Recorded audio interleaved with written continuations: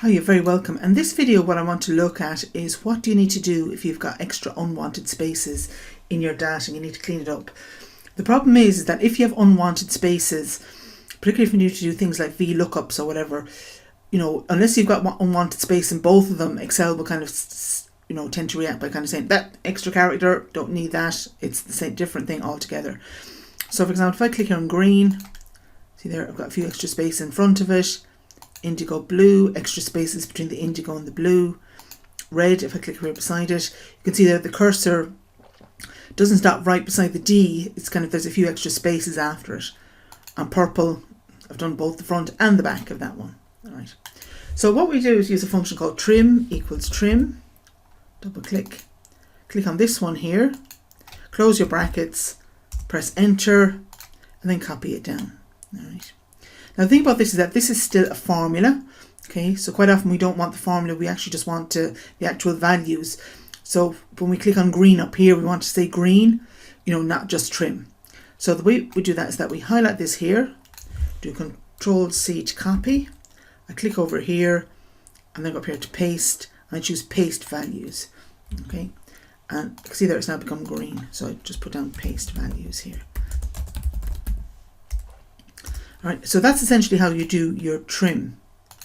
Alright, now the second bit then of this video is if we want to look at concatenate, which I'm going to just look in the next segment. Alright, so still in the same file, I'm going to go here, and what I want to do is basically combine Russell and Crow and kind of make one word of it. So I'm just going to go to equals, Russell, and then I use a little ampersand, which I have up here in D2, and this one, press enter.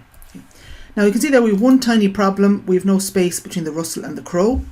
So what we need to do is we need to kind of actually put that as if it was an entry by itself. So equals, Russell, then ampersand, and then open quotation marks, press the space bar, open quotation marks, ampersand again, then Crow, and just press enter.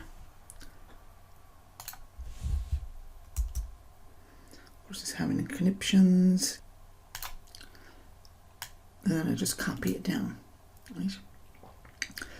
Now, the second bit then I want to look at is we're going to look at if we look at concatenate as a function.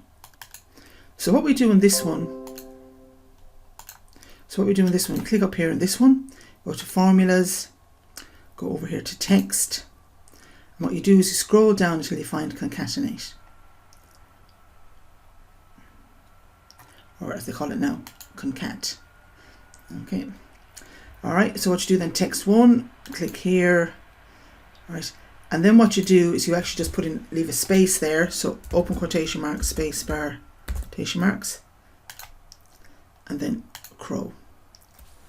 Okay, and then click OK, and that gives you the same thing. So notice that the thing you do need to watch out for there is that you still need to put in a space as a character. Okay. Now the new kid on the block is called TextJoin. Okay, so again we go to text.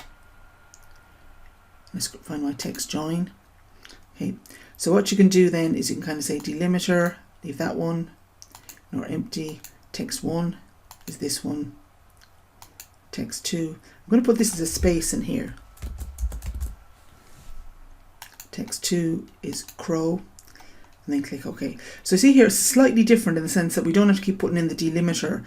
Basically, just put it in once and say this is what you want to do, and you're allowed 252 of those, so that'll keep you going for a while.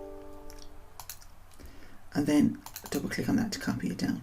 Right. So that's just 3 different ways to concatenate data as required. All right. So use whichever one you find useful.